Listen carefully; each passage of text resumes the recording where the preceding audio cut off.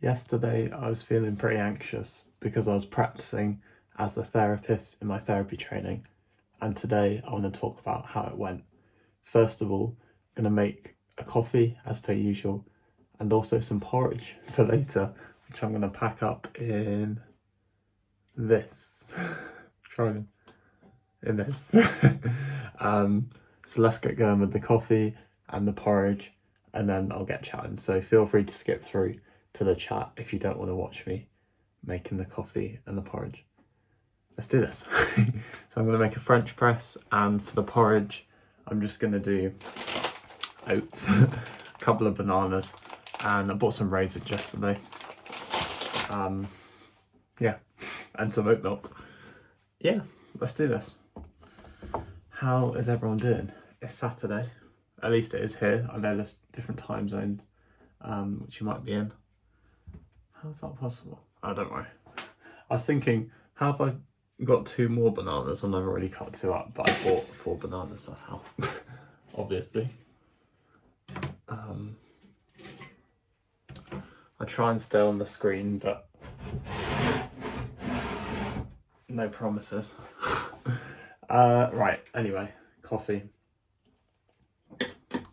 Literally don't make coffee for one day yesterday, and I forget what I'm doing. Oh dear. Sorry.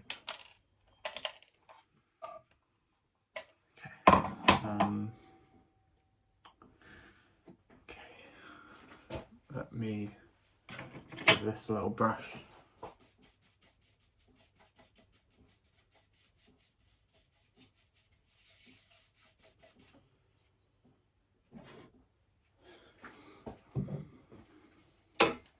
Yeah, what's everyone's plans for today?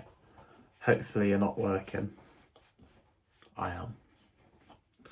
Oh well, I'm used to working on a Saturday. Yeah, do you have any nice plans for the day, for the weekend? Let me know in the comments what you're up to. It'd be really nice to hear, and I can live vicariously through whatever you're getting up to. Oh no, spillage. Oh, I actually managed to keep it in. That's good.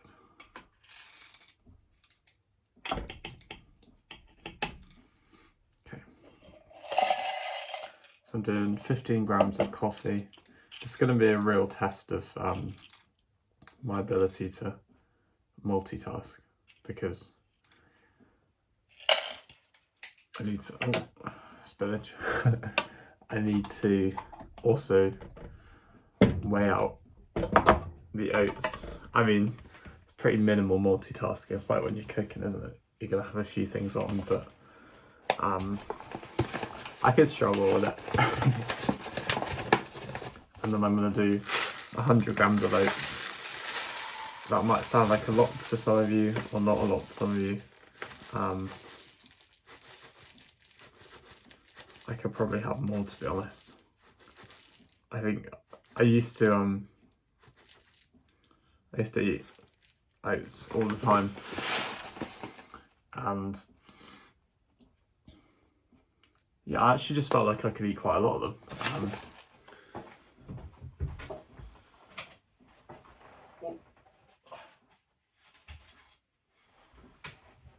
Sorry about that. Just getting a little peg. Yeah, there was something which, but then I think in the end I got really sick of them, so maybe that was my fault for eating too much for me. I've chosen a peg that was too small. That wasn't very clever, but was it? Speaking in third person. Okay, there you go. Okay, let's add our milk.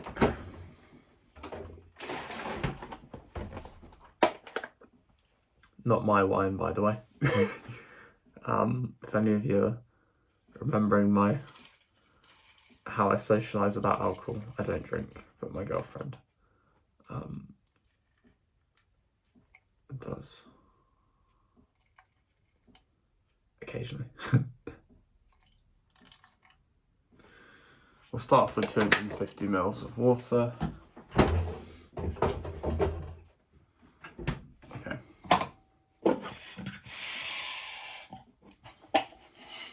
God, taking a while, aren't they, already?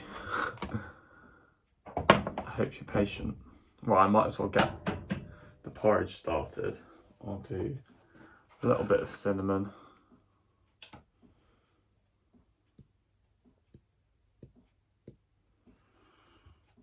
And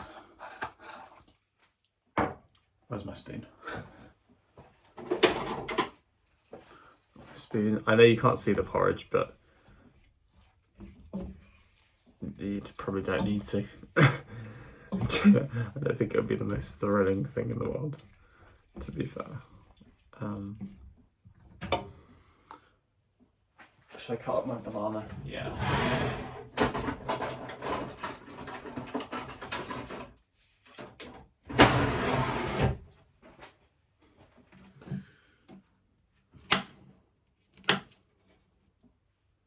Well, 2 bananas actually.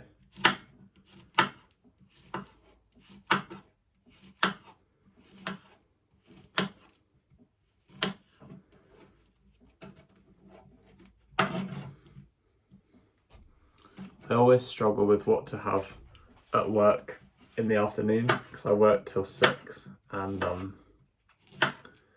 yeah, I never know. So what I tend to do is I tend to have a few pieces of fruit, well 2 or 3, and then I'll also have usually like a Coke or something from the vending machine, but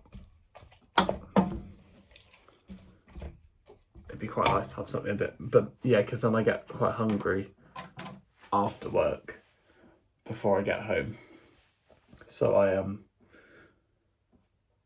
tend to get like a little snack after work, whereas like if I had something a bit more filling, I could save a bit of money, you see. Got to think about these things. Well, you probably all think about these things, but I don't. Well, I've experimented with having some overnight oats and stuff, but I thought, why not do porridge? Have it hot in the flask to take to work. Quite a nice warming thing to have while it's still pretty cold. So I'm doing the French press, so I'll do 120, 5, 10, 15, 20, 25, 30, 35, 40, 45, 50, 55, 60, 70, 75, 80, 85, 90, 95, 120, okay. I've got a while to make this video, to be fair. So, am I doing this right? Yeah. Yeah.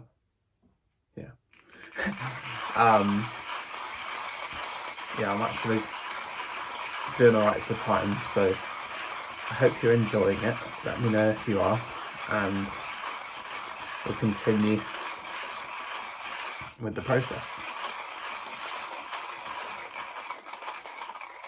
There's something, it sometimes feels strange with this new style of video that I'm doing where, well, it's not that new, but it's more like how I'm framing it is that I'm making my coffee and then I'm having the chat about the topic, because if people don't see or maybe watch that initial bit where I say I'm skipped to the chat, or see the chapters that I try and put in, then you might just think, like for this video, if you didn't hear that initial bit, you're probably thinking, right, is he going to talk about anything in particular? I will be. I can assure you of that. Okay. Now let's boil the kettle. It's going to get a little bit noisier now. Hope you don't mind. Again, skip through a little bit if you want to, until you see me pouring, until I've done the kettle.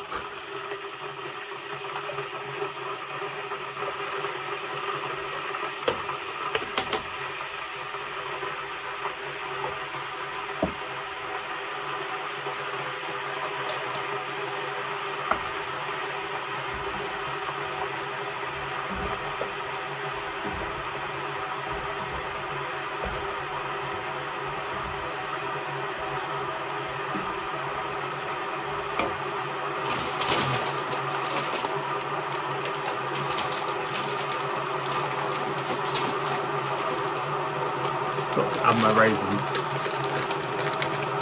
Let's do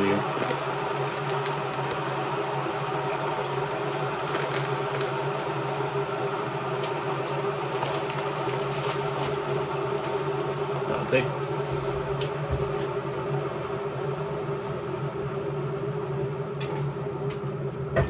See, that's the peg that I could have done for my oats.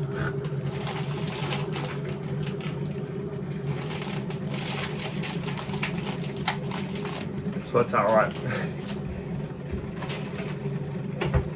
Okay. Coffee has boiled. Oh, I just realised this is going to take 8 minutes to do the French press. So what I might do is I might start chatting while I do the French press. Just kind of going against what I was saying. Otherwise we'll be here forever.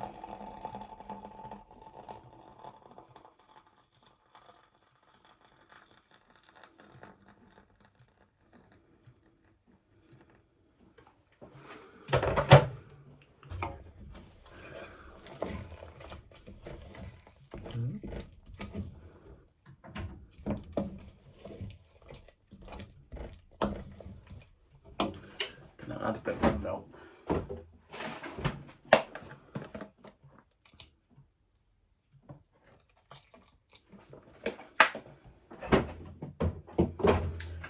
Do you like porridge or do you prefer overnight oats, and how do you make your porridge? Like what I guess toppings or fillings or things would you choose to put in your porridge?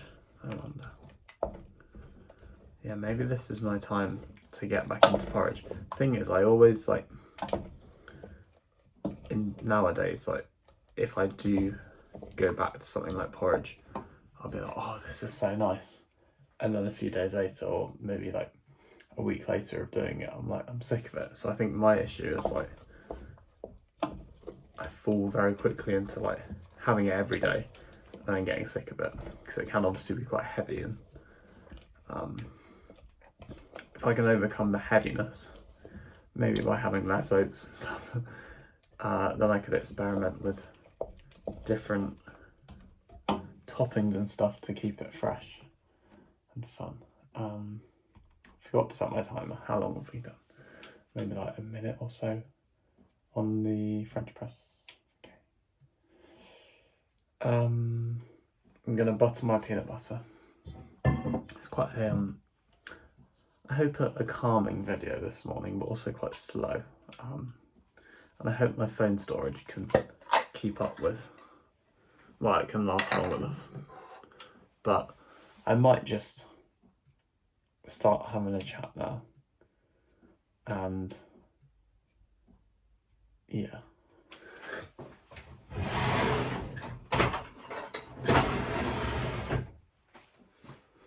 Maybe when it hits 14 minutes, so I can remember that's when I started chatting, for when I do the chapters. Just doing my peanut butter.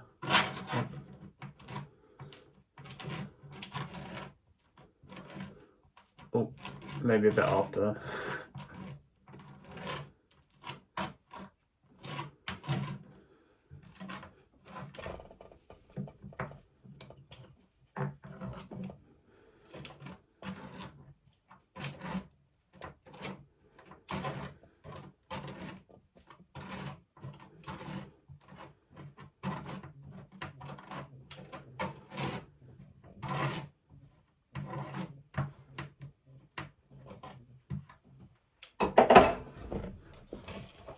Oh, it's starting to really bubble up a little bit now, thicken up.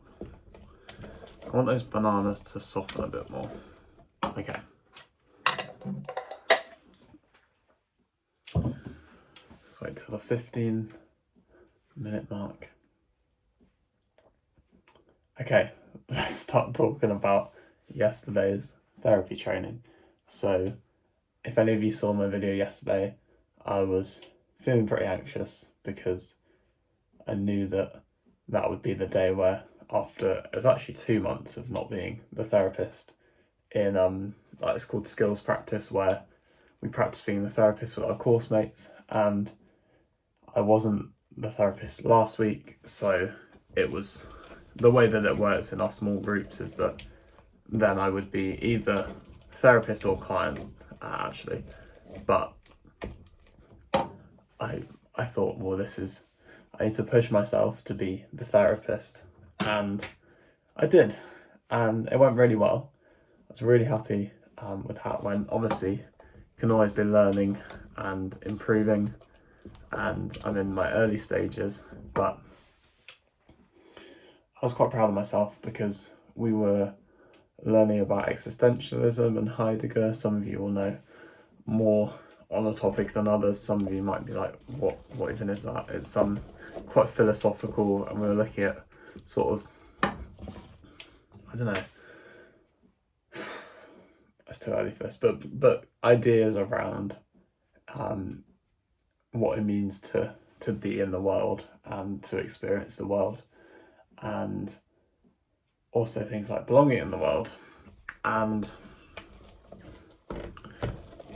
the idea that, I mean, that kind of phenomenological thing of how we all experience the world differently, and also the idea that we're always moving towards something. We're moving, there's always a there, and we'll never get there because we're always, there is always moving with us. So I'm currently in this space, cooking my porridge, making my coffee, and then the kind of, I'm then here, like I'm then moving physically. My coffee is kind of moving on its journey of brewing. The porridge is moving on its journey of cooking. Time is also moving. Like the future is always, we're always moving into the future, aren't we? And we're leaving behind a bit of the past. So the past could be the coffee that was ground is now in the present the coffee that's brewing. In the future it's the coffee that's brewed, and we're moving towards these things. Probably a really rubbish description of it, but I hope you get the idea.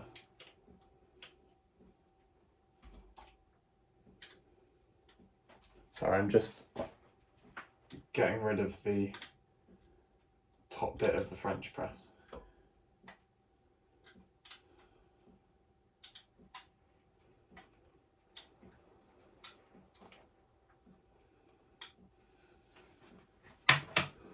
Here we are. I think I might take my porridge off because it's looking a little bit gloopy now. Put you there. Put the lid on here. So yeah, I'm fine. Yeah, sorry. Spoken for quite. It's upside down. I've spoken for quite a long time, and I don't want to bore you, but there's a couple of things that we're looking at. I might have explained it really badly. Should have brought up my notes. It's one of those where you have to kind of look back and reflect on it. As much as I was present and listening quite well, there was a lot of information, but yeah, lots of ideas around how we be in the world, how we also always carry context and our background and our judgments into every single situation that we're in, whether that's consciously or unconsciously, or subconsciously.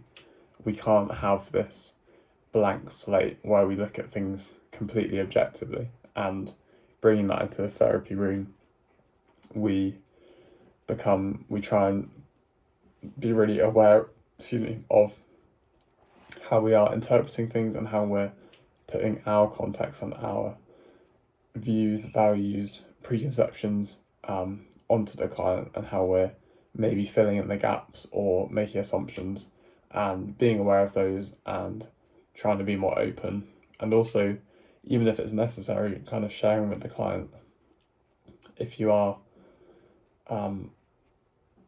or even just kind of being open with the client when you feel like you have made an assumption and noticing why you've made that assumption.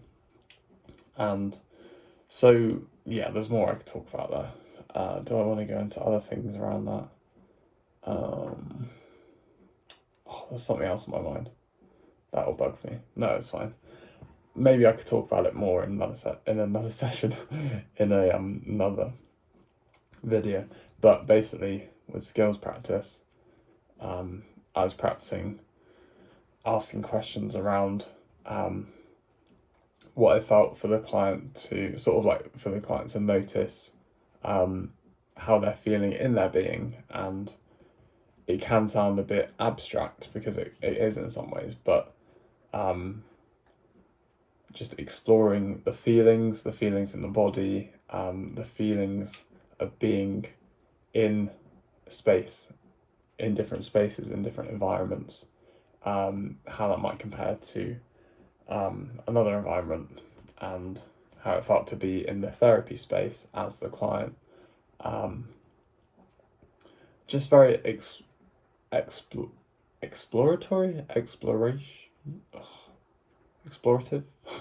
You know what I'm trying to say. And inquisitive and curious, and yeah, exploring all these different how questions rather than the more interpretive sort of stances, and the what might feel more interrogative why questions, which have a place, of course, but yeah, delving into the feelings, the mood, the tone, the body language, the body itself, and the bigger questions around being, what it means to be. And one of the questions in the lecture, so we had the lecture on this topic, is just fascinating, really, really interesting. I felt like I really engaged with it.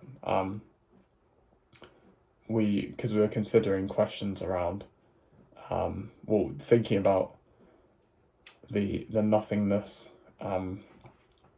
If there's a nothingness after we die. Obviously, people have lots of different opinions on that, depending on their values, context, religion, beliefs, all these things.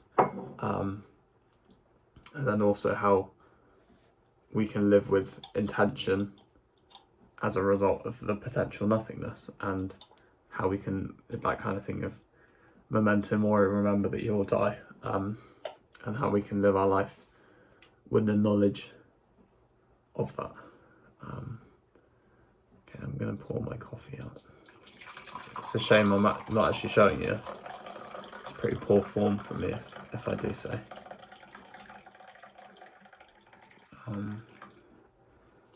Yeah, it's not good for me. Well, you can see the mug. Okay. I hope some of that makes sense. It's a bit complex, and I don't mean that in a patronising way. I mean, like, this is what I'm learning and I'm finding it that way. It's going to be quite difficult to scoop into here, I just realised. So, dear, sorry. Gave a bit of a headache there, or a shock. I'll do that off camera. So, I'm waffling so much.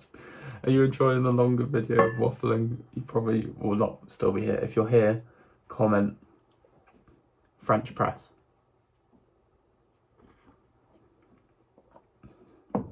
Oh, that's nice. It's interesting, like the different, I think I had this the other day. I think it was a French press that I did.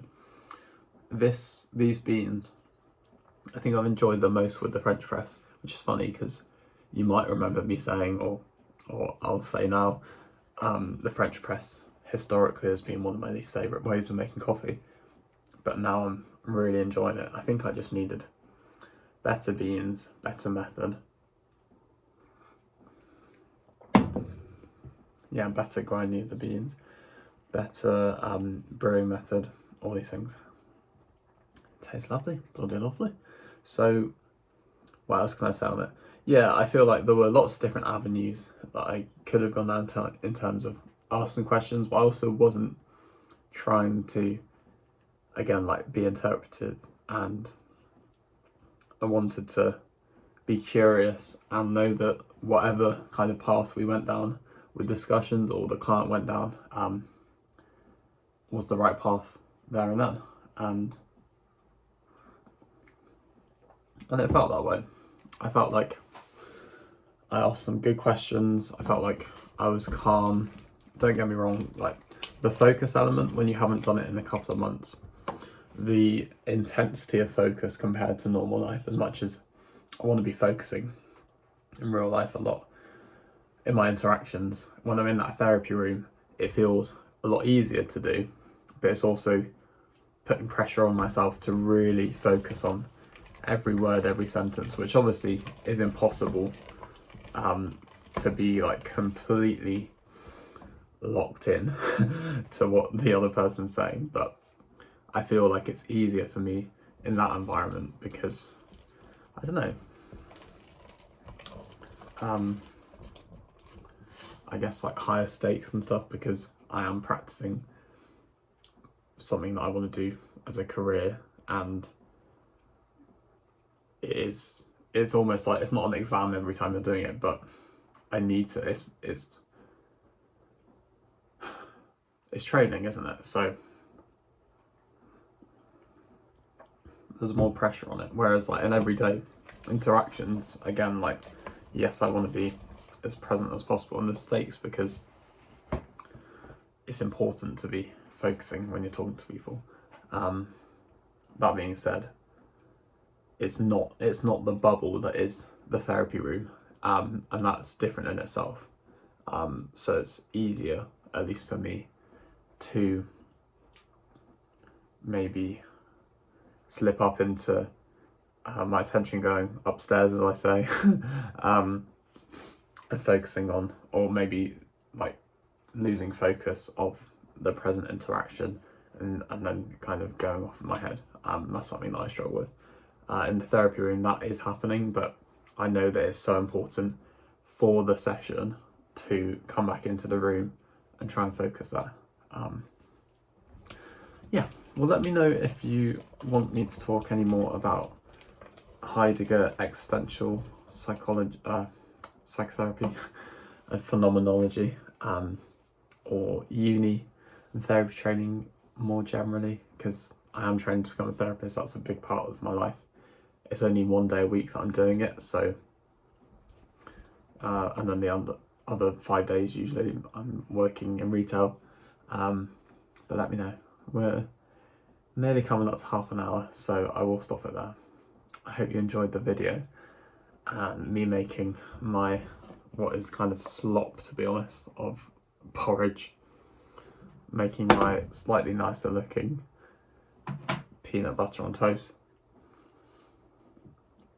and my coffee, if you can even see that. Probably not, but you can see the mug, you can see the steam, and you can see that I'm enjoying it. It's very nice.